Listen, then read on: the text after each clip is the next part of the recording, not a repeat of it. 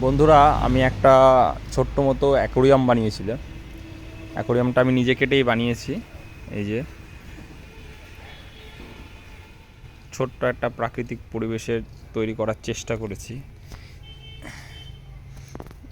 এর মধ্যে আমি অনেক রকম মাছ ছেড়েছি। চারি সাইডে চিন কাগজ দিয়ে বাঁধিয়ে দিয়েছি যাতে জলটা না নষ্ট হয়। আর এই দিকটায় আমি কচুরিপানা দিয়েছি কতগুলো, যাতে জলটা ভালো থাকে।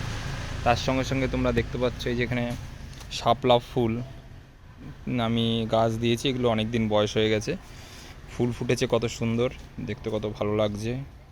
ওপাশে একটা নারকেল গাছ আছে। আর এর মধ্যে অনেক মাছ আছে, তোমরা দেখতে পাবে। এই যে তেলাপিয়া মাছ, শিঙি মাছ, রুই মাছ, অনেক ধরনের মাছ আছে এখানে।